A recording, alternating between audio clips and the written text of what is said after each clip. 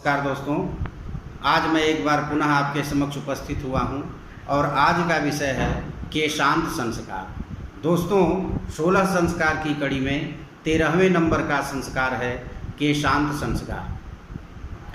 जब ब्रह्मचारी 6 वर्ष की अवस्था में यज्ञोपवीत धारण कर वेदारंभ के लिए वह गुरु के आश्रम में रहता था और 25 वर्ष पर्यंत वह वेदाध्ययन करता था, उसके साथ बहुत कड़े नियम भी होते थे। जैसे कुछ नियमों में ये थे कि उसे अपना केस और श्मश्रु माने दाढ़ी नहीं कटाना है, नाखूनों को नहीं काटना है, सिले हुए वस्त्र नहीं पहनना है, पैर में जूते नहीं पहनने हैं।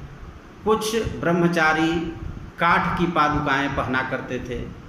किसी नगर में नहीं रहना है रात्रि में, और अपना श्रृंगार नहीं करना है, इत्र तेल वगैरह नहीं लगाना है, भूमि पर शयन करना है। उसमें तृण बिछाने की अनुमति थी, पत्ते बिछाने की अनुमति थी, लेकिन शैया उपभोग नहीं करना है। तो ऐसे अनेकानेक कठोर नियम हुआ करते थे। तो जब वह ब्रह्मचारी अपनी विद्या समाप्त कर चुका होता था, तो यह केशांत संस्कार सामूहिक संस्कार है। सभी ब्रह्मचारी गुरु के पास जाते थे और कहते थे, भो गुरु अहम स्नास्ये। तो गुरु अनुमति देते थे। भो शिष्य स्नाहि, माने तुम स्नान कर सकते हो। इसकी अनुमति लेनी पड़ती थी गुरु से।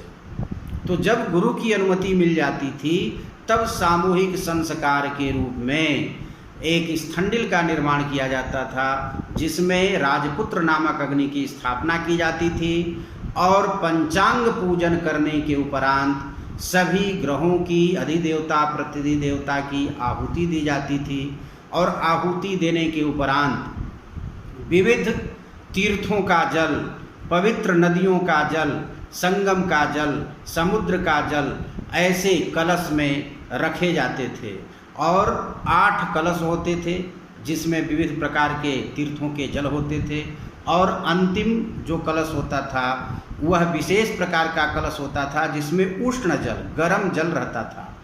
तो उस विद्यार्थी को घड़े के जल से स्नान कराया जाता था, क्योंकि उसकी शिखाओं में जटा बन गई होती है, बहुत जटिल हो गया होता है, तो उसको भिंगाना बहुत जरूरी था। तो एक एक कलश के जल से उसको स्नान कराया जाता था। और मंत्र था, आपो हिष्टा मजो भुवस्तान ऊर्जे दधातन महेरणाय चक्षसे जो वह शिवतमो रसस्तस्य भाजयते हनः औषधीरिव मातरः तस्मा अरंगमामोजस्य क्षयाय जिन्वथा आपो जनयथाचन। और द्यौः शांति आदि मंत्रों का भी प्रयोग किया जाता था। और इस प्रकार से उन 8 कलश के जल से उसे स्नान कराने के उपरांत जब केश उसके थोड़े भीग जाते थे और मुलायम हो जाते थे, तब उसका केशांत संस्कार छुरे से छिल दिया जाता था, केवल शिखा स्थान को छोड़कर। शिखा स्थान वहाँ रहता था और बाकी सभी केशों को, श्मश्रु दाढ़ियों को, नाखूनों को काट दिया जाता था। क्योंकि इसके उपरांत वह गृहस्थाश्रम में प्रवेश करेगा, तो उसके लिए यह जरूरी है कि जितने भी नियम हैं, उन नियमों से उसे मुक्त किया जाए। तो सबसे पहले उस मुक्ति के उपाय में उसे सबसे पहले केशों को मुक्त करवाया जाता था, केश कर्तन कराया जाता था। इसीलिए इसका नाम हो गया केशांत संस्कार, केशों का अंत करना।